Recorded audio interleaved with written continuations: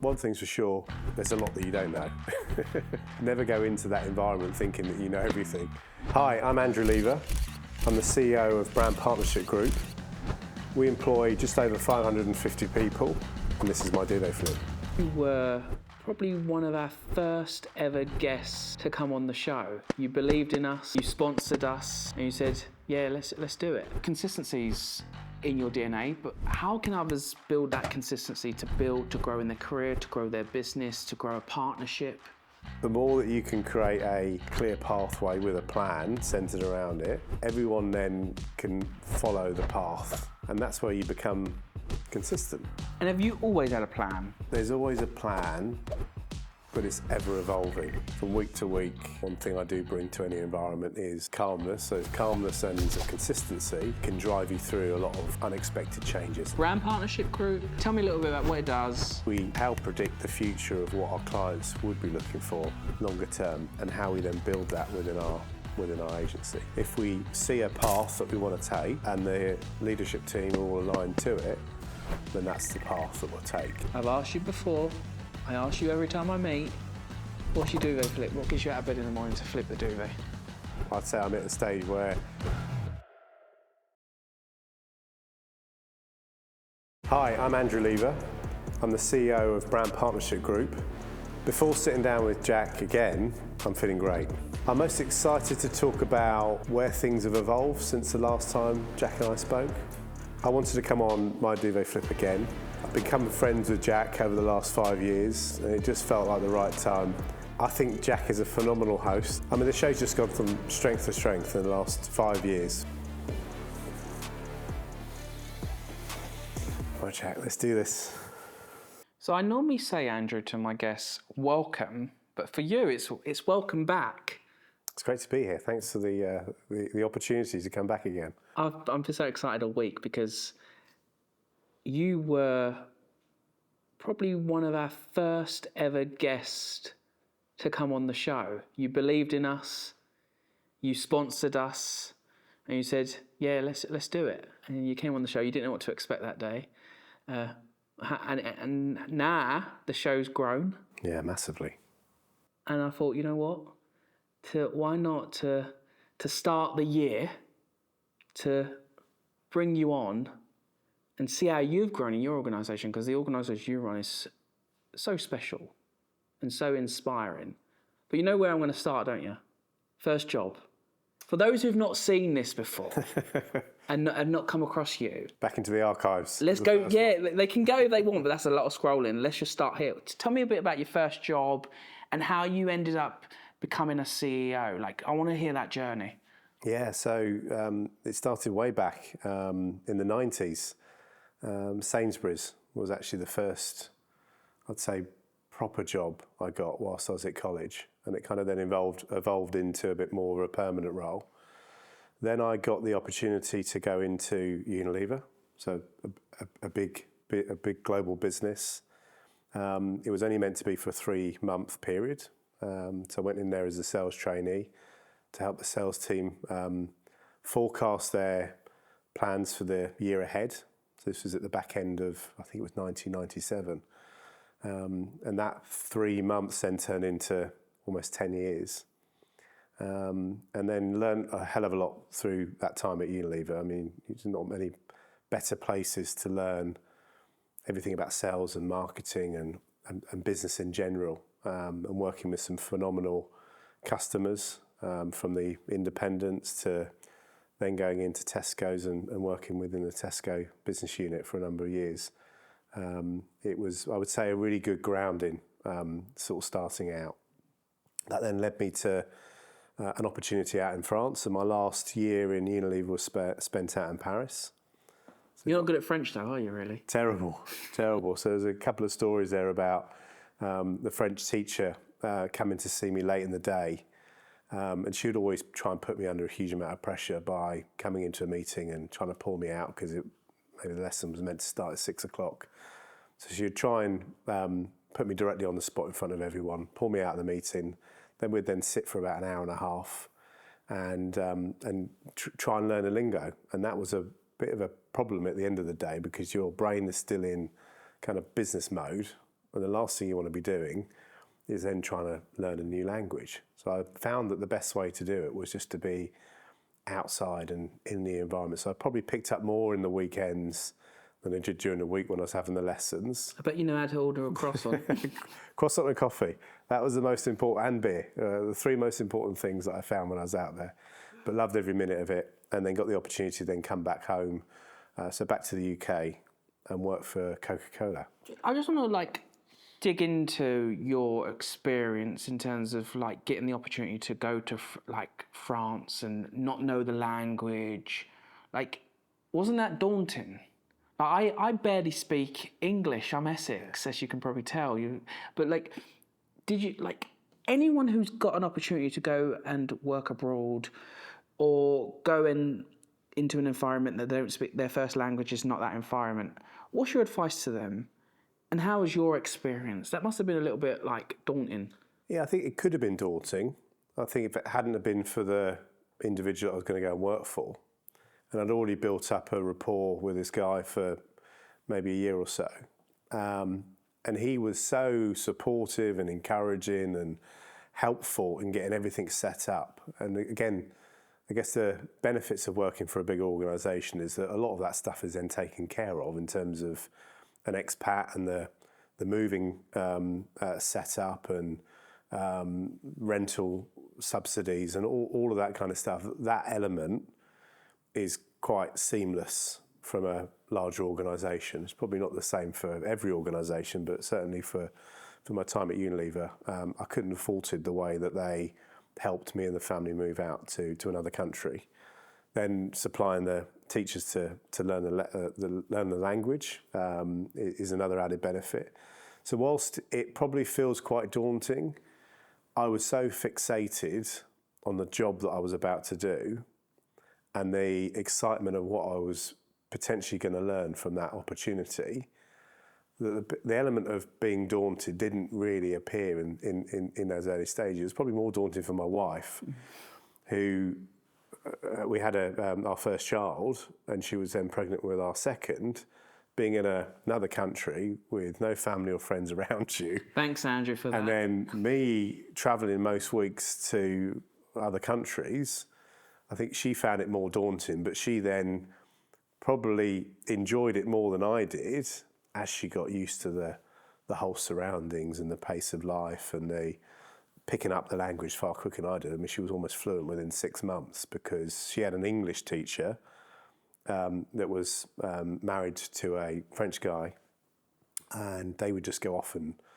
go to day centres with our youngest, and they'd go shopping and they'd go to the head, and they'd do all sorts of things, which then meant that she could learn the language far quicker than me. So I would say, if you ever had the opportunity, make sure that you are doing it for the right reasons. It's not just doing it because there's an opportunity. Make sure that who you're going to work for, it's the right individual, because you can find, if it hadn't been the right individual, the whole setup, and it's got to be the right company, and it's got to be the right thing for you and your family at the time. And just picking up on that, how do you know if it's the right company or the right individual? Because everything can look glossy on the front, right? And then you end up going to work for someone or with someone, and you just realise they're a nightmare. Yeah. Again, I was fortunate. I'd been in the organisation for almost 8 years before that opportunity came along. So I knew it was the right organisation to go and do that type of move. But I can imagine that if it's a new company and a new country and not knowing the people that you're potentially going to work with, that can be phenomenally daunting. So make sure that you do your homework and research, and maybe spend a bit of time out there and bit of a stepping stone to understand the dynamics of what you're about to take on before you go full steam ahead. I mean, I'd originally signed up to a 3-year commitment to go out there, so it was a big commitment at the time. Did you do the 3 years? No, I did a year. The croissants weren't that great. The croissants were phenomenal, but then I got a call from a headhunter, an opportunity to go and work with Coca-Cola, which at that time was too good an opportunity to miss out on. The role was phenomenal, and the team that I was about to go and join were leading the way in the sector. So it was going to be a hard reason to stay rather than take the leap and go and join Coca-Cola at that point in time. So you went and joined Coca-Cola, which brought you back to the UK? Yes. And how long was you at Coca-Cola for? So I did 2 stints at Coke. So the Coke structure is quite unique in the way that it's separated. You've got the Coca-Cola company, which is the brand owner of the business. And then at the time it was Coca-Cola Enterprises, which were the bottling partner, and the sales and kind of customer marketing arm, the supply chain engine to the brand. So I spent the first 2.5 years brand side.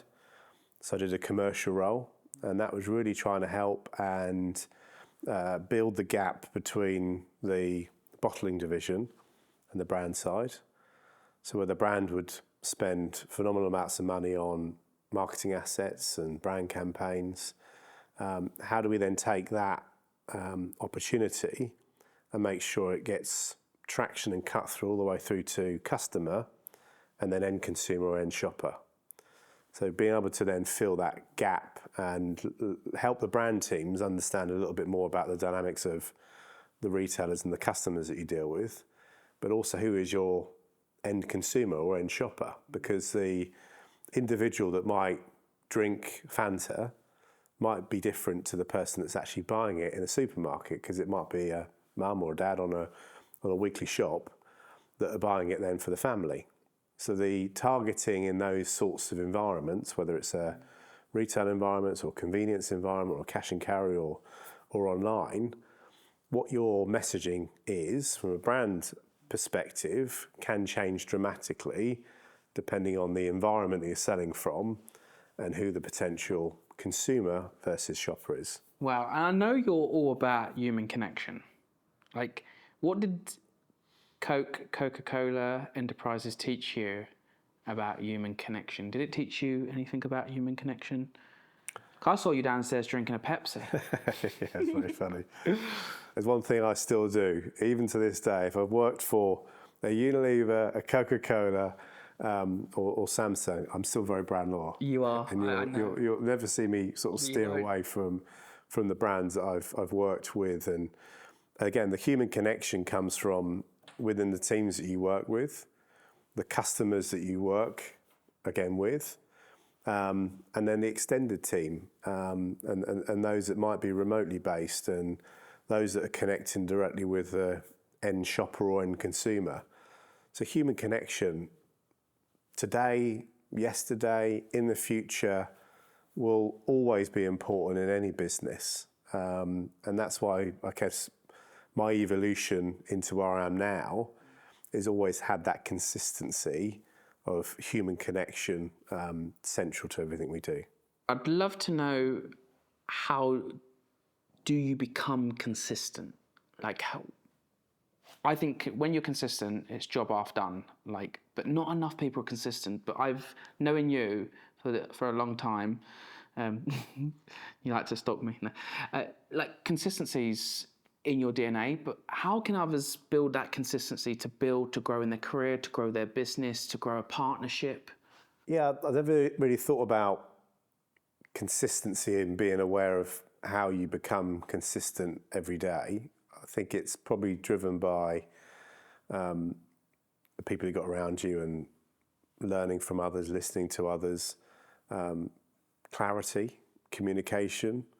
I think by being clear on where you, a team, a business, a customer opportunity, what the direction of travel looks like. I always love a plan.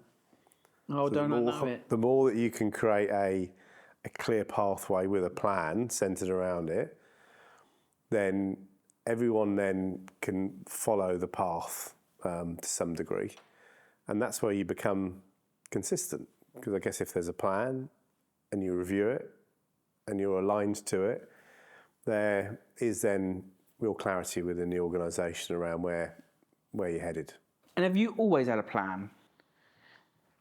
or a rough idea, or has it some of it been spontaneous and like random? I would say there's always a plan, but it's ever evolving from week to week. I mean, sometimes you can't predict what's going to happen, what's around the corner. But that element of calmness, and I think one thing I do bring to any environment is calmness. So it's calmness and that element of consistency can drive you through a lot of unexpected changes, let's say. So when the pandemic hit, being able to navigate, I mean, the reality is the business I have today, we're heavily reliant on our brand partners that we work with. And at any point in time, that could have been removed. But we have such strong and good relationships, and we also, because we're not a private equity backed or owned by a big network agency, we've got the ability to change direction very quickly. We've not got to get approval at 50, 100 different layers across the organisation. If we see a path that we want to take and the leadership team are all aligned to it, then that's the path that we'll take, and we'll make that decision very quickly. And again, that's probably one of our superpowers that we have with as an organisation, as an agency, that we can move that much quicker than maybe some of our competitors. And you talk so much sense, because even having an organisation of 550 people, you keep it kind of rigid to move quick, because the amount of over layers of structure and sign off that you could put in having 550 people could actually be a nightmare. But you've kept it very kind of linear, isn't it? Yeah. I think it's linear at the same time as being able to match what our clients, big global client partners, would expect from us as an organisation. I think when I first walked in back in 2016 into the business as it was at the time, I think the clients had moved at a rate far quicker than what we had as an agency. So there was a kind of first year really, that felt like it was, how do we play catch up? How do we make sure our teams, our systems, our capabilities, our services, our marketing, our approach to the task in hand was fit for purpose. And at that point, we were way off the mark, and we invested and we... Did you know you was off the mark when you walked in 2016? Yeah. But then that obviously excited you. Probably didn't know to the level that we were, how far off the mark we were at that point in time. But it's like anything though, isn't it? Yeah, I knew the business. I'd worked sort of close enough to the business from an external standpoint. So I had a good enough idea, but then coming in, I realised that things needed to change probably at a greater level and much quicker than what I'd maybe initially expected it to. And what did that first year teach you about life as a person? Because I think once you go into entrepreneurship and running businesses, obviously you was leading part of a business within a bigger business. Yeah.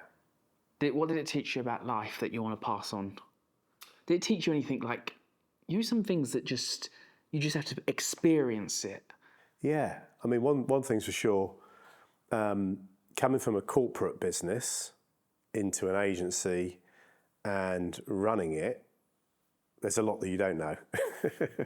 So never go into that environment thinking that you know everything and you've got the answers to everything. You heavily rely on people around you to be able to give you some of those answers, or people within the network, build that network of experts that can help and advise you quickly. So that was probably the first big lesson. The second is things can happen at pace if you want them to, and if you drive that type of culture within an organisation, things will move quicker than they've ever moved before. And is that what you drove? Yeah, I felt like I had buy-in very early on.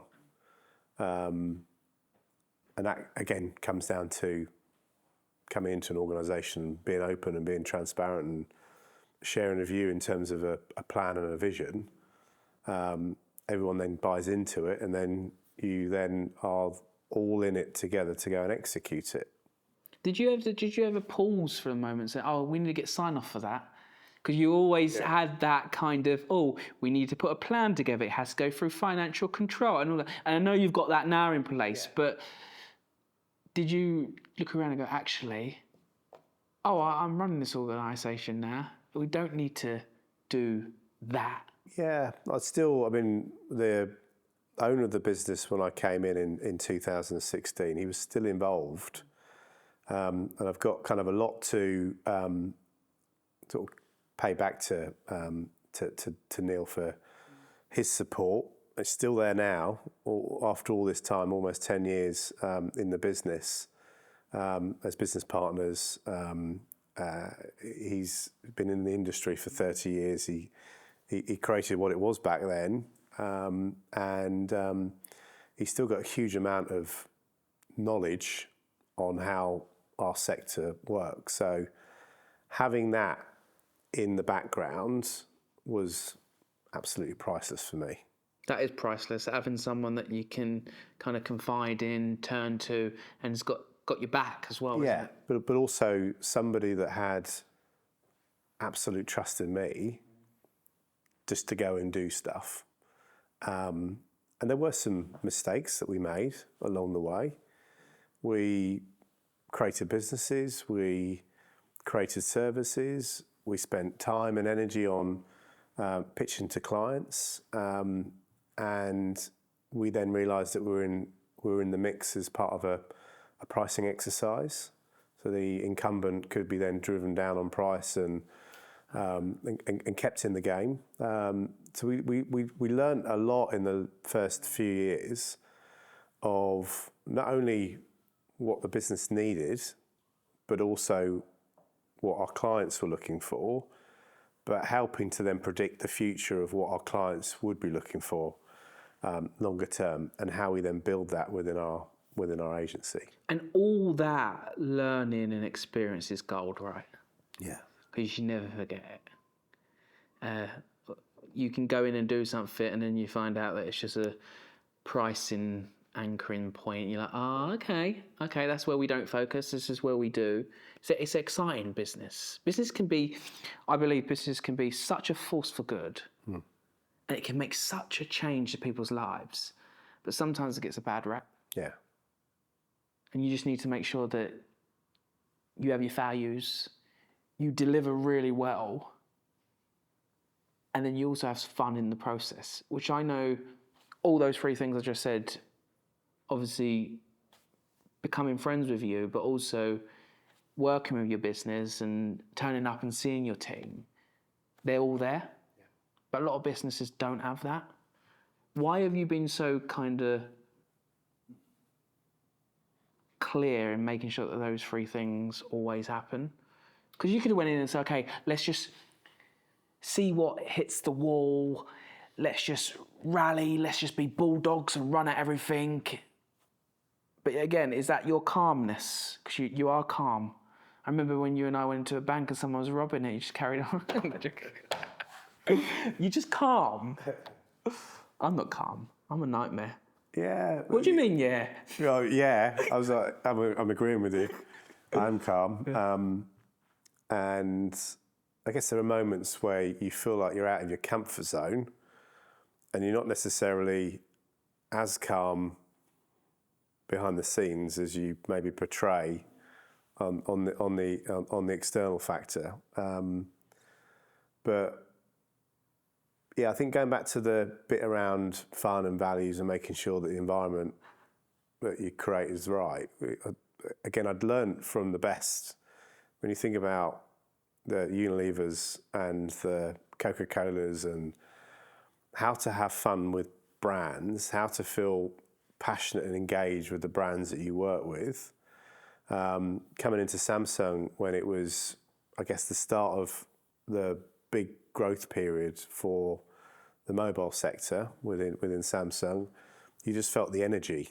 And you could then see that those around you were feeding off that energy. When the business was doing well, everybody behaves and feels differently.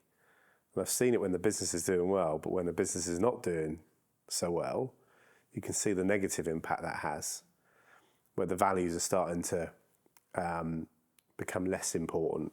The fun is taken out of sort of the day-to-day cycle of work.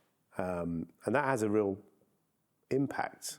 And we've gone through cycles within our business of good years, of reasonable years, of some challenging years, and then we kind of come through that. And we're through the other side, and we're seeing some healthy years of growth. We have been for the last couple of years. So I've been there and I've seen it. But one thing that has been always consistent is that we create a set of values within the organisation. I didn't create them. They were created from everybody within the organisation. And we live and breathe it. There's no point just having it on a wall in an office or on a mouse mat or on a welcome screen on your... Does anyone have a mouse mat these days? I think I still go. You do? I do, actually, at home. But there's no point almost showing it in front of people.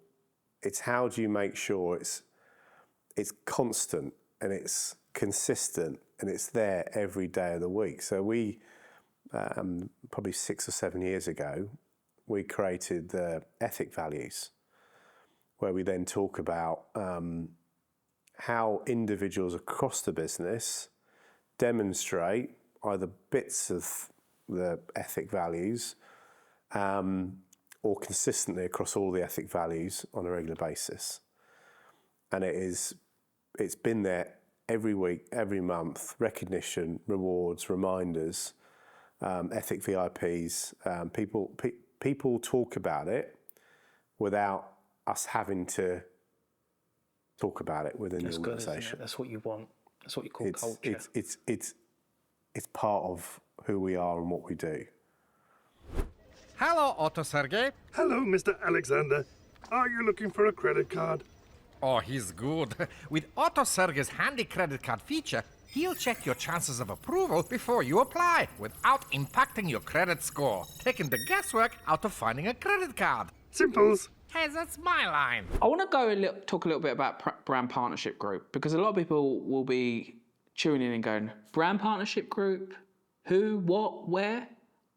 But I know, because I've looked under the bonnet, that it's such a fantastic organisation doing so much fantastic work with clients and big brand names as well, and a happy workforce that I see when I walk in. Tell me a little bit about what it does, how does it operate, and then we're going to get into a little bit about like what's the future, like what's happening. So Brand Partnership Group was initially formed in 2016. So when I initially came in and I looked at the business and where the business needed to get to, one of the things that was identified quite early on was a group structure.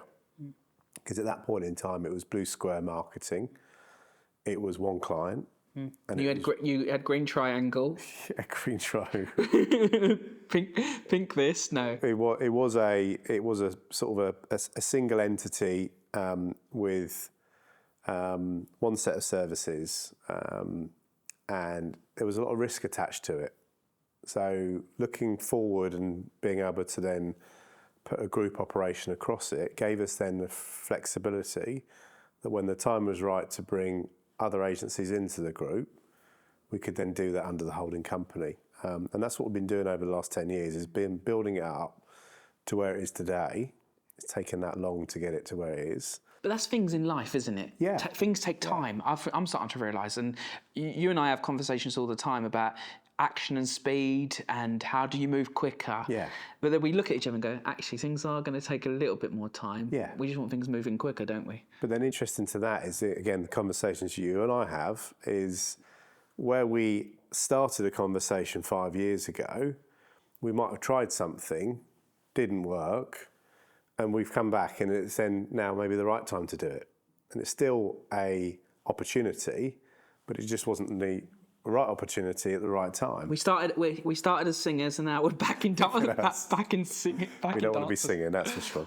So Blue Square is our biggest agency within the group.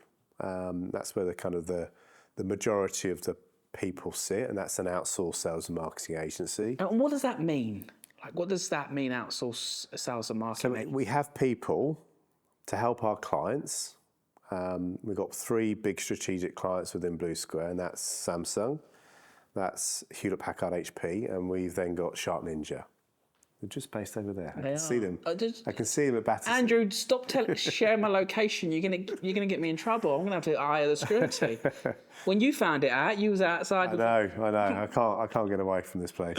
So 3 big strategic clients, and we then support them in a number of different environments to help grow brand awareness, to create more conversations with customers, and to help them sell more products. So what does that actually mean? We are in retail, we are in contact centres, we are in people's homes fixing products, we are training on the latest devices. So when we break the team down, we have, I guess, 4 big components to the team that we operate. We have a team that are a field sales representation that will be covering either branded stores or they'll be covering third-party retail stores and helping those stores to put the brand more front of mind.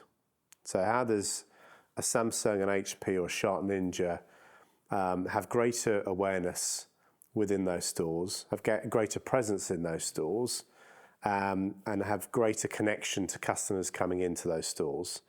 And how does that then translate into more sales going through those stores over time? So we have a big strategic team that focuses on that. We have a team of trainers that are product experts that will be training the field teams, but then they also will be training the store teams. They'll be there for product launches to articulate any of the new components of new products coming to market. They will know everything from start to finish when it comes to product knowledge. Then we've got a team that is out there fixing products in people's homes. So where a product might be damaged in transit, arriving to a customer's home, there might be a dent in the fridge door. Teams will go out with spare parts and will call on that customer and will fix that product, which is really important because when you consider the cost of that product coming back through the supply chain to then send another replacement out, if we can have experts that are well trained and well versed to go into a customer's home and being able to identify the problem but being able to resolve that issue quite quickly, that means that the customer is happy. It means that the product is kept in the customer's home, and therefore you don't have all this additional cost and complexity in changing that issue around. It adds those services under Blue Square add so much value to an organisation like a Samsung to kind of scowl and be out there and do what they need to do, right? It just feels like I, as a young CEO, still got a lot to learn. But I'm thinking that just feels a lot of relief that someone like a Blue Square can help us with all that stuff. So it's amazing, isn't it? But again, it needs to be a partnership for it to work. And again, what does partnership mean? Like in your terms, like because your company's called Brand Partnership. I get the brand partnership group. I get the group bit. I get the brand bit. But what does the partnership part actually mean? I think you can come into certain relationships and you can be just a a service provider. You can just do a job for a client, for a brand, and it's a short term, it's more of a transactional relationship. To the other end of the spectrum, where it is a true strategic partnership, there's a long-term commitment, long-term agreement in place. There is as deep an understanding of the requirements, both sides, and the knowledge of both businesses. There is a extension to being part of the brand, so you feel like you're part of it, and you're in it, you live and breathe it. And there's challenge. There's the ability to look into the future and create a partnership plan that helps clarify the direction of travel. If you try and do it in silos, you'll never necessarily reach the same end goal and outcome. And I think by being on the same page and having the partnership relationship in place, rather than that transactional relationship, will set you up for success long into the future. One more question on partnership before I want to hear more about the other brands within the group. Is tomorrow you got a call, yeah? You become the Minister of Partnerships. What is one law, one rule, one policy you're making sure that every business adopts when it comes to partnerships in their agreements? I think there's a piece around real clarity on what you're signing up to long term. Because as I said before, there's short-term fixes, and there's many a people that can come in and just fix a problem and then walk away from it. I think from having that longer-term commitment, yes, you've got to go through the process of vetting that it's the right partner on both sides, and you've got the right alignment, you've got the right agreement, you've got the right commercials in place to make it work for both sides. But then having that structured in a document that is then signed by both sides gives you that level of confidence and clarity around what you're working towards. And I guess when you've got investment going in, again, both sides, we get paid from the client, but we also then invest profits back into playing that catch up that I talked about earlier and making sure making everything better, right? Our business is fit for purpose, is able to work alongside a big global brand like the brands that we work with, but then making sure that we are also seen as driving things forward, looking into the future, being as innovative and as forward thinking as possible. And that requires investment and being able to do that. What I'm hearing it loud and clear.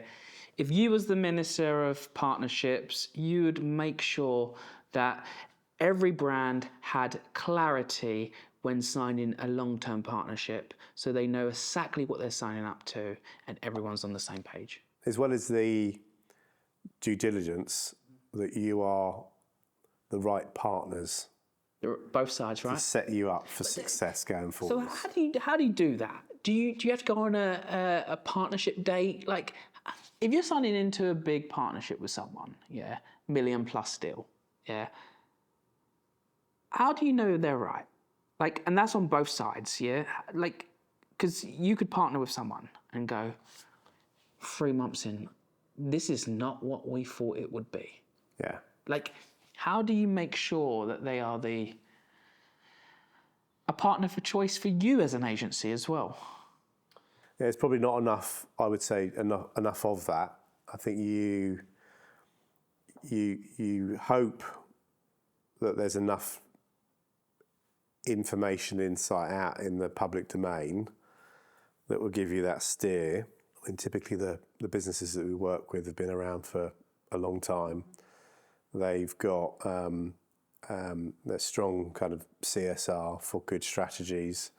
They're doing some amazing things, either in the world of technology or globally in the world in terms of sustainability initiatives that they deploy. So you know from an outsider looking into those organisations that they're a good partner to work with. There aren't many that come along and you even have to question it as to whether they're a good partner. But then when you're in there, it's then making sure that there's absolute clarity on where we're trying to get to as an organisation and the values that we have, and there is as aligned as possible to the brand partner and their values and their direction of travel and where they're trying to get to. I like it, and I agree. I just got me thinking in terms of the clarity piece. I think there's so much more that can be done across every business, even big businesses partnering with other really big businesses. Yeah. I think that sometimes there is a lack of clarity in what we're trying to achieve from both sides. What are the other agencies and brands that you've got?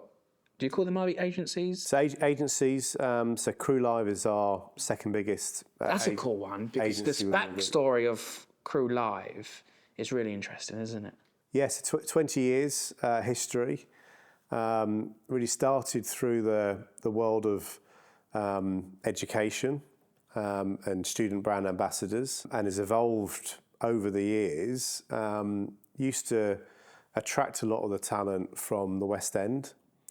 So people that have been in the theatre world, so actors and actresses and singers, have come and taken short-term roles and opportunities with, again, big brands across the world. It's an international agency, so it's part of a network called TSEC, where it means that if we work with a brand in a home market, we can then deploy teams anywhere in the world. So if it's a big sponsor of a World Cup or an Olympics and they want to deploy teams and activate programs in multiple geographies, we can do all of that through Crew Live. That's a superpower, isn't it? It's a real kind of a unique proposition that business has that not a lot of competitors would also have. So the global reach, brand experience, a full end-to-end.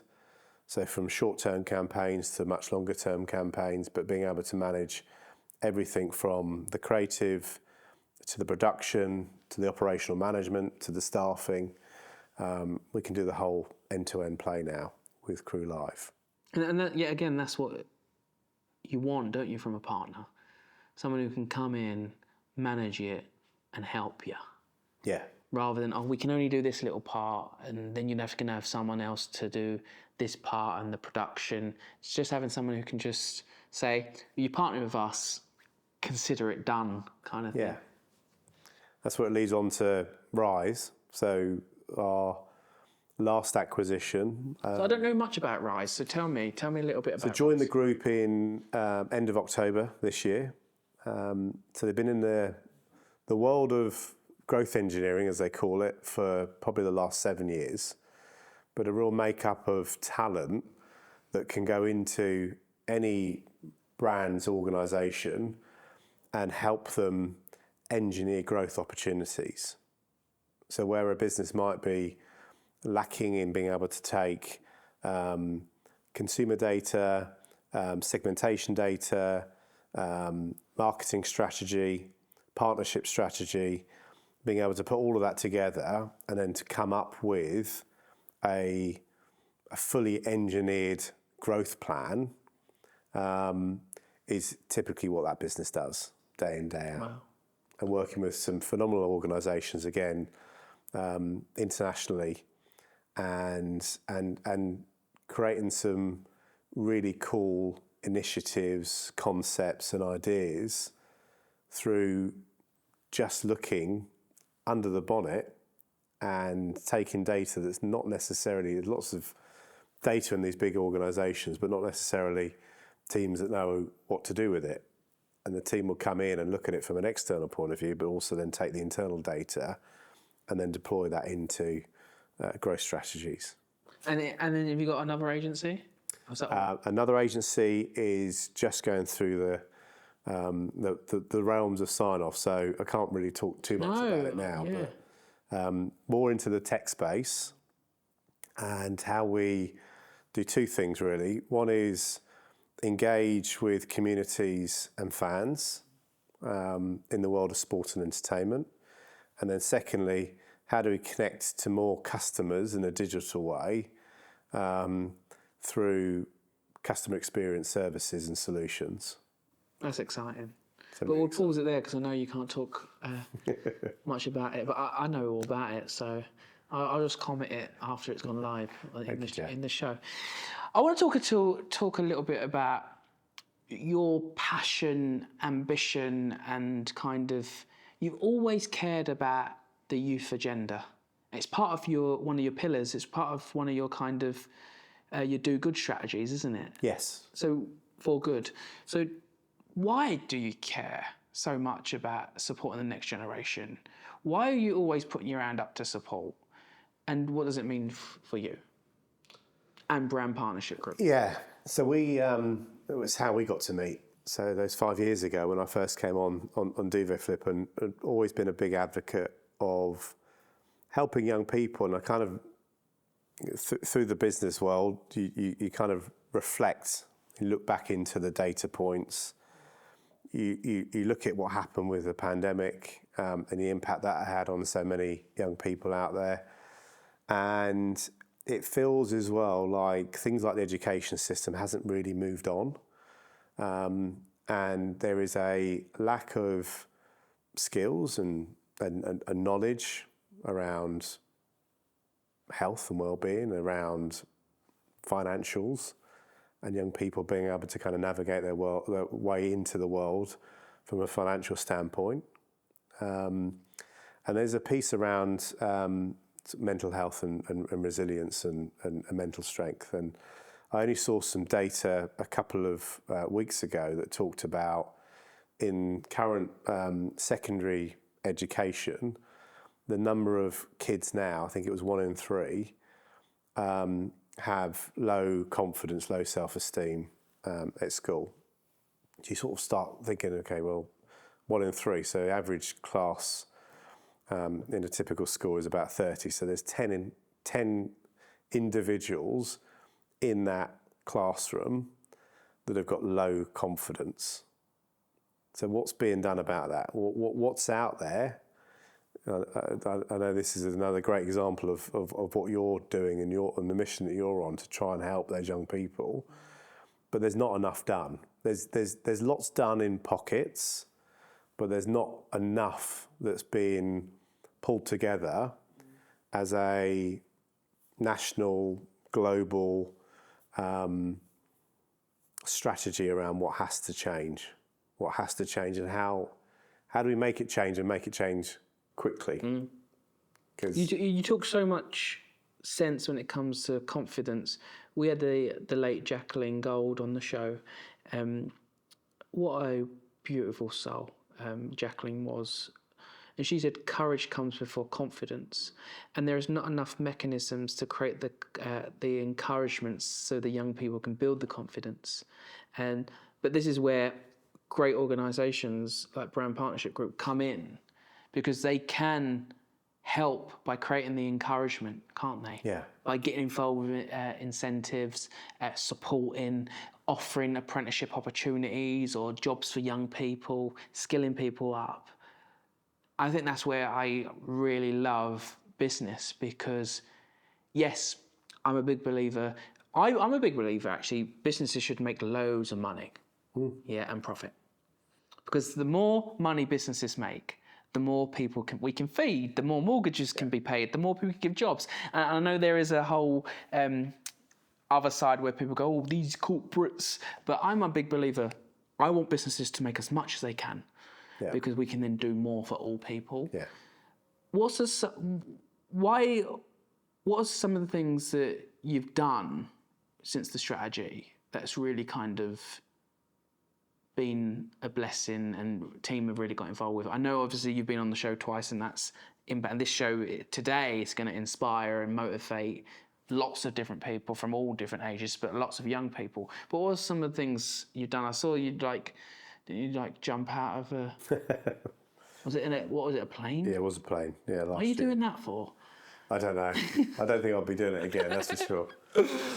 That kind of links into charity. So within our 4 Good strategy within the group, we've got 4 corners to it. And I'd say that the big one and the real focus is youth. And why we do this with you and the fantastic team that you've got here. Why we do the charity work with Caldwell Youth. Why we work with High Performance Foundation. And that's more about people sort of coming out of the education system and having challenges and struggles with their mental health and resilience and how high performance is inspiring those individuals in those schools to achieve more in the long run. The bit that we can really help beyond just the charity giving, which is one of the other pillars within our 4 Good strategy, is really going far more deeper in terms of what that means to the organisation as a whole. So it might sound silly, but things like the apprenticeship programme, there's so many organisations out there that don't really know what to do and how to fully utilise the apprenticeships. So one of the things that we're doing... Well, it's the apprenticeship levy. It's the tax by the government over 3 million, and then it's just they don't know what to do with it. They don't know how to use it, but they should be, because we could train so many people, all ages, by the way. Completely.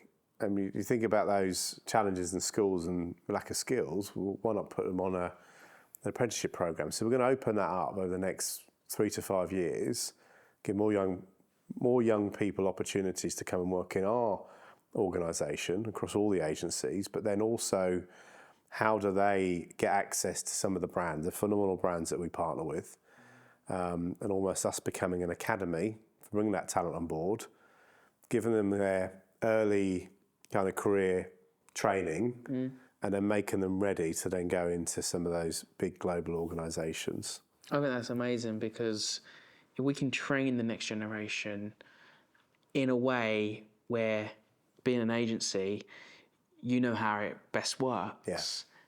And then saying to big organisations, for instance, like a Samson, who's a partner, and many others that you've got, we've trained these young people.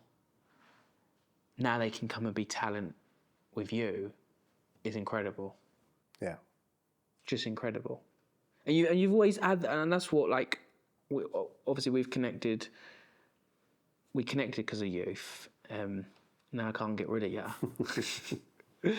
But you've never, yet again, back to the consistency for your good strategy, you've always made it a principle of brand partnership group. It's never been a nice to have or this will get us some brownie points. It's always been at the core and the heart, and that's so important. I think more businesses, and there is businesses that do good stuff. Yeah. But there's also businesses that don't do nothing or tokenism it. But I believe brand partnership group has always, and you still do, you've always meant it, which I love. It goes back to the earlier conversation around values. That you just don't just have it on the website and a mention of you've got a charity partner of the year, and that's as far as you go. We said that we didn't want to do that. We wanted strategic partners that will help to make a difference. And that's exactly what we've done with you and your organisation, with Caldwell Youth, with High Performance Foundation, and with many other opportunities and conversations that we keep having day in, day out around where we help more young people get the opportunities that they wouldn't get if it's not for us or the brands and the partners that we then have to make a real difference. So the team have put some questions together, yeah, and I'm just going to get them passed to me now because they're not actually in my folder, I don't believe. But this is how you can see that they are actually the real deal. They're live. Yeah, they're live. And I don't even know what's written, and I'm dyslexic, so you've got to work with me here. I don't know what they're doing. So we're going to go through some of these questions. Are you ready? Are you ready? I'm ready. Yeah? What is the most Andrew thing Jack would say you do in a meeting, and is he right? The most Andrew thing. That's a difficult one. There could be lots. I've got one. Go on then. Every single time, no matter how many times you meet me, you will pull out your, what is it called? Your digital notepad. Yeah. What's that called? Why remarkable? You're remarkable. Yeah. And you will tell me how remarkable it is. Well, remarkable. Yeah, you say, have you seen this? And you educate me on it. Remarkable here. You will every time you're like, have you seen this remarkable? Like you. But then you'll also remind me that you never actually see me use it. Yeah, that's true. Because there's a logic in my madness where I'll always go away from any meeting and then reflect on it and write my notes after rather than during. Because I think if you're making notes during, you're not fully engaged in the conversation. And I think it's an art to be able to remember all of the details after the meeting, but for some reason I'm able to do it. Yeah. And that's where I then make my notes after the meeting. You show me the remarkable, you don't use it, and then you go away and use it. Correct. Yeah, I like it. If Brand Partnership Group had a mascot that represented your leadership style, what animal are we talking? I think it'd be a lion. I think calm when it needs to be, courageous, Bit of a messy hair. driven, yeah, messy mane, Driven. yeah, looked up to by others around it. I think it'd make a great little mascot character. It would, wouldn't it? Yeah. What's the strangest brand partnership idea someone's ever seriously pitched to you? Whether that was at your Coca-Cola days, Samson, now. I remember one that was probably my Unilever days when I used to look after that famous brand called Pot Noodle. Remember Pot Noodle? Yeah. And we were trying to do some You eat that for breakfast. in-store competitions, and there was one idea that was pitched to me by an agency, and we'd gone from you can win a car and you can win a holiday and you can win all these phenomenal prizes on pack through Pot Noodle. And this agency pitched up and said, we've created this concept and we're going to brand it all in store, and you win absolutely nothing. And I was like, well, how does that actually work? So a customer buys the product and they know that they're entering into a competition to win absolutely nothing. And they were trying to obviously build it on the playfulness of the brand and pushing the boundaries and all that. I just didn't. I think that's. I didn't quite see that partnership opportunity, and it was the most bizarre promotion that I'd ever seen or heard of. It didn't go ahead, did it? It didn't go ahead, but you almost question afterwards whether it actually worked. Who knows, eh? If you and I had to launch a business together tomorrow, no prep, what would it be called? Well, I think it'd definitely have some kind of youth in it.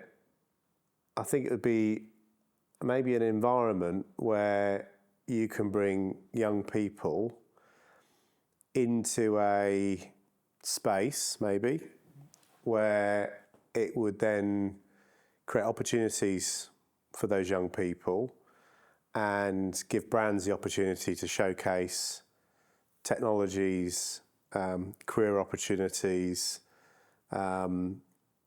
spaces to educate those young people. Sounds like something we're doing. Is that right? Yeah, but you know what? We're going to leave it there until Jan. Yeah. You get one billboard in Piccadilly Circus to sum up your career motto. What's the headline? I often get reminded that I'm never happy with where things are at. And I'll always consistently say, even if we're in a good place as an organisation, that things could always be better. And that is a reality, that whatever situation we're in, whether things are good, bad, indifferent, things could always be better. And just having that drive and motivation every day to push on and push the boundaries of where you're at as an organisation, I think it's similar to, I guess, the 1% mindset. Can always be better, right? Yeah. And my final one is, what's one brand you secretly wish you would call you tomorrow to partner with you? I would say it's a famous sports brand that I think have done some phenomenal work in brand partnerships in the past. I think it probably leads me to the piece around Michael Jordan and the Jordan brand and the creation of what it is today through their partnership and relationship with Nike. So I'd have to say Nike has always been one brand that stood out as would be a phenomenal brand. Right, Nike, you're in this, call him. Done. It's not that simple. It's not that simple. And if they don't call you, you can call me out on it. Let's see. We need to get people to call them now. Jack needs to try harder next time. What about this Adidas? I think they follow me. Do they? Yeah, is that all right? It might not be Nike. They don't follow me. I don't think I have any influence. I don't have any influence at Nike, but Adidas might be another thing. Look, we could talk for hours. Well, we do. we book a meeting in for an hour. It goes on for 2 hours. Easily, if we're not focused. Look, I just want to say, you've always backed us. We're doing some great stuff in the new year together as well. You've always been a friend, a mentor, an advisor, and you've always cared about youth. So I just want to say thank you. Thank you for coming back on. You came on when there was 100 subscribers. Who does that? You agreed to come on when there was 100 subscribers. I could see your passion, your team's passion, where the business was going, and the phenomenal job that you were doing then, and you continue to do now. So you never forget the people that support you, do you? Really? No. Deep down. So my final question, I've asked you before, I ask you every time I meet, what's your duvet flip? What gets you out of bed in the morning to flip the duvet? So I think similar to the last time you asked me the question, or the many times that I've been asked this question, I think the answer was you kind of have maybe phases in your life of where the flips and the motivations become different over time. I think for me now, I think you go from maybe chasing flips in the time that you're building your career and building your life and looking forward at that point, to probably now, I'd say I'm at the stage where it's more about creating flips, and it's about the meaning, the experience, the opportunity to give back, and the opportunity to see the impact of what we're now doing as an organisation and what I'm doing in my own life. Wow, so it's gone from a croissant to a donut. That's another way of putting it. I just want to say thank you, Andrew. Thank you for being you. Thank you for being my friend. Thank you for always showing up, and thank you for all the fantastic work that you do at Brand Partnership Group. You are a special human, so thank you. Thank you.